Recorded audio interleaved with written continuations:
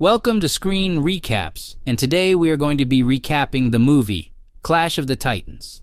The movie is set in the Greek city of Argos, where a war is about to explode between man and the gods. A narration introduces the three Olympians who battled the Titans long ago, the brothers Zeus, Poseidon, and Hades. Hades provided the means of defeating the Titans with his creation, the Kraken. After the Titans' defeat, Zeus created humans and ruled them, while Poseidon ruled the sea. But Hades, having been deceived by Zeus, was forced to rule the underworld.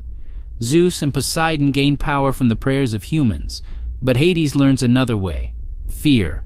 A fisherman named Spyros finds a coffin adrift in the sea, discovering a baby, Perseus, and his dead mother Danae inside. Spyros decides to raise Perseus as his own. Years later, Perseus and his family are fishing when they witness a group of soldiers from Argos destroying a statue of Zeus as a declaration of war against the gods. Hades appears and commands Harpies to massacre the soldiers before he himself destroys Perseus's family's fishing boat. Perseus tries to save his family, but to no avail. The surviving soldiers take Perseus back to Argos. During a feast for the returning soldiers, King Cepheus and Queen Cassiopeia of Argos compare themselves and their daughter, Andromeda, to the gods, much to their daughter's dismay. After convincing his brother to let him loose on humanity to punish Argos for its hubris, Hades appears in the courtroom before killing the remaining soldiers while Perseus is unaffected. Revealing Perseus to be the demigod son of Zeus and aging Cassiopeia to death, Hades threatens that if Princess Andromeda is not sacrificed to the Kraken, Argos will be destroyed in 10 days. Hermes, the messenger god, approaches Zeus on Olympus, revealing the location of his son Perseus.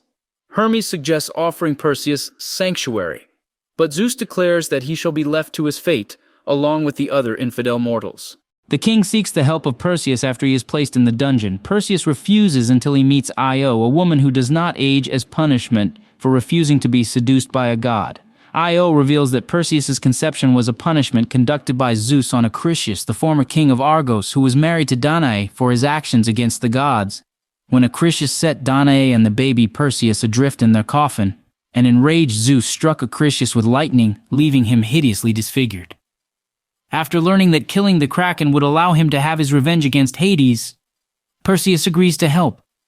He and Argos's finest soldiers embark on a quest to find the Stygian witches, with a pair of Persian monster hunters named Ixis and Kukuk, and Io following. To counter this turn of events, Hades enlists Acrisius, now called Calibos, to kill off Perseus.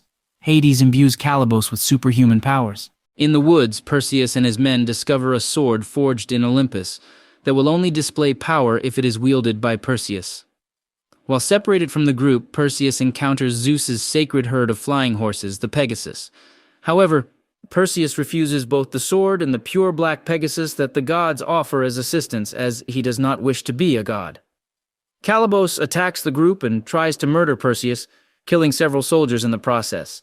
But Calibos is unsuccessful, losing his hand before escaping. However, Calibos's blood forms giant scorpions from the sand that attack Perseus and his group. Though they kill several scorpions, most of the group are slain, and the survivors are surrounded by more of the monsters. They are saved by the Jinn, a band of once human desert sorcerers who have replaced their earthly flesh with ash and dark magic. The mysterious beings are able to hypnotize the scorpions into submission. Though not trusted prior to healing Perseus's wound, the Jinn leader, Sheikh Suleiman, joins Perseus's group. The Jinn want to see the gods' wish for destruction fail. The heroes arrive at Garden of Stygia, learning from the Stygian witches that the head of the Gorgon Medusa could kill the Kraken, but that Perseus and his group will die in the process. After leaving the witches with the hunters taking their leave, Perseus is visited by Zeus, who offers him asylum on Mount Olympus, but he refuses. Zeus gives him instead a golden drachma, which Perseus later learns is a means to bribe Charon for passage into the underworld. While Io remains outside Medusa's lair, due to a spell that forbids any woman from entering the area, Perseus's remaining soldiers fight hard to stay alive but are turned to stone one by her gaze. But with Suleiman self-destructing and Draco's sacrifice, Perseus manages to behead Medusa and her stumbling body falls into a fire. Perseus emerges in time to see Calibos kill Io by stabbing her from behind. Perseus engages Calibos in combat and kills him using the sword from Olympus, turning him back into Acrisius in human form. With his final breath as Hades' power leaves him, Acrisius tells Perseus to never become a god. Perseus stays with the dying Io until she passes on, then rides Pegasus back to Argos with Medusa's head to find some of Argos' citizens have formed a cult of Hades and are planning to sacrifice Andromeda to the Kraken against the king's wishes. By then, Hades reveals to Zeus the destruction of Argos will give him enough power to overthrow the other Olympians before leaving his powerless brother to ensure his victory. Perseus returns to Argos, but Hades sends his harpies to stop him.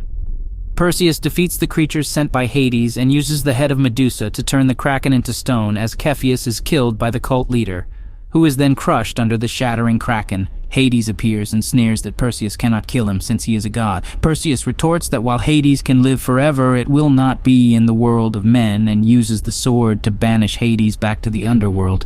Because Perseus has saved Argos from destruction, Andromeda suggests that Perseus become king and rule Argos at her side, but he declines. Zeus appears before Perseus again and offers to make him a god, but for a second time he refuses. Zeus warns Perseus that Hades will return to rule the world in darkness when he amasses enough fear from mankind. Since Perseus is intent on staying on Earth, Zeus resurrects Io, and the two embrace while Pegasus flies above them.